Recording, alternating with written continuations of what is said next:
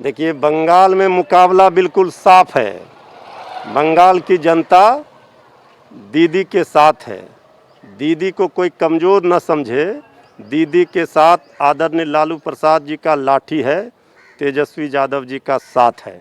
इसलिए दीदी का वहाँ सरकार बनने से कोई माई का लाल रोक नहीं सकता है।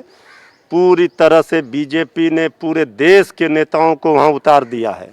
जो हाल उन्होंने बिहार में किया था वही बंगाल में किया। तो ठीक है कि यहाँ वो कुछ सीटों पर हेरा फेरी करके सरकार बनाने में कामयाब हो गए हैं, लेकिन इस डबल इंजन की सरकार बिहार में तलवार के नोक पर है। किसी भी समय ये सरकार जा सकती है। कच्चे धागे पर जिस तरह से तलवार लटका दिया जाए, नीचे खाना खाने के लिए दे दिया जाए, किसी समय तलवार गिरने का डर रहता है जो खाना खाता है। वही हाल है बिहार के सरकार में बैठे हुए लोगों का। बंगाल में पूरी तरह से बीजेपी को उनकी हैसियत औकात पता चल जाएगा कि इन्होंने जो खेल शुरू किया है उसमें कामयाबी नहीं मिलेगी। अपार जन समर्थन है वहाँ पर ममता दीदी को, खास करके जब राष्ट्रीय जनता दल का समर्थन हुआ तो ताकत और बढ़ी है। बंगाली बिहारी तो भाई भाई पहले से हम लोग हैं, इसलिए बंगाली बिहारी मिल करके बीजेपी का हिसाब पाई पाई लेंगे इस चुनाव में। इसलिए इसमें कहीं कोई किसी को शक शंका नहीं होना चाहिए। अगले एक हफ्ता के अंदर सर्वदलीय बैठक बुलाई गई है। देखिए, नीतीश कुमार की सर्वदलीय बैठक तो अभी बुलाना चाहिए। जब हालात काफ़ी ज़्यादा बिगड़ जाते हैं तब सर्वदलीय बैठक दबाव में बनाते हैं। अभी सर्वदलीय बैठक क्यों नहीं बुलाई? मुख्यमंत्री ने कहा कि एक हफ्ता के अंदर 8 से 10 दिन के अंदर बैठक बुला ली जाएगी। जब पत्रकारों ने सवाल किया तो आदरणीय मुख्यमंत्री ने जवाब दिया। आदरणीय मुख्यमंत्री जी, जब आप 7 बजे शाम में सभी प्रतिष्ठानों को बंद कर रहे हैं, दुकानों को बंद कर रहे हैं, स्कूलों को बंद कर रहे हैं, 18 तारीख तक गाइडलाइन जारी कर रहे हैं, मंदिरों मस्जिदों में धार्मिक स्थलों पर पाबंदी लगा रहे हैं, तो इसके फैसले के पहले ही आप सर्वदलीय बैठक करनी चाहिए आपको। क्यों हालात इस तरह से बिगड़े?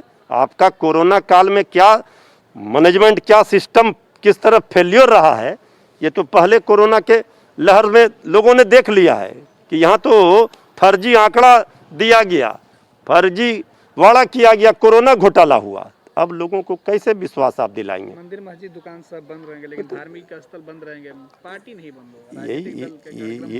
यही हम कह रहे हैं। सिनेमा हॉल में 50% लोग रहेंगे। वहाँ देखिए देश में IPL के मैच होंगे। बंगाल में देखिए केंद्रीय गृह मंत्री बिना मास्क के, कहाँ है सोशल डिस्टेंसिंग, कहाँ है? तो जो सरकार में बैठे लोग हैं, जब वही जनता के सामने ये आदर्श प्रस्तुत कर रहे हैं तो जनता के मन में ये संदेह शंका तो होता है कि जहाँ चुनाव होता है वहाँ कोरोना नहीं होता है, जहाँ चुनाव नहीं होता है वहाँ कोरोना होता है। तो कोरोना की मार सबसे ज़्यादा गरीबों पर पड़े, जो रोज़ कमाने खाने वाले हैं उस पर पड़े, जो मजदूर हैं, जो गरीब हैं उसी पर पड़े। ये तो सरकार को ये बताना पड़ेगा कि IPL का मैच हो रहा है, उसमें नाइट कर्फ्यू में भी महाराष्ट्र में IPL के मैच होंगे, लेकिन जो रोज़ कमाने खाने वाले हैं उसको लॉकडाउन करके बंद कर दो। तो कोरोना का नियम सबके लिए समान होना चाहिए। हम आम लोगों से भी अपील करते हैं कि सावधानी सतर्कता बरतें, सरकार का गाइडलाइन माने। लेकिन सरकार को भी ये सोचना पड़ेगा कि सरकार का सारा सिस्टम फेल है। कल ही आपने देखा कोरोना वैक्सीन जिस वैन से ले जाया जा रहा है उसी को धक्का मारा जा रहा है। तो ये सारा सरकार का सिस्टम ही हेल्थ विभाग का धक्का मार है।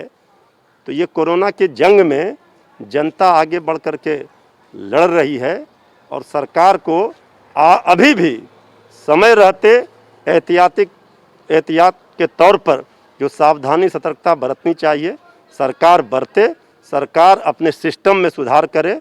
और ये घोटाला जो हो रहा है कोरोना के नाम पर फर्जीवाड़ा आंकड़ा दे करके जांच का, उस पर भी सरकार ध्यान रखे, नज़र रखे।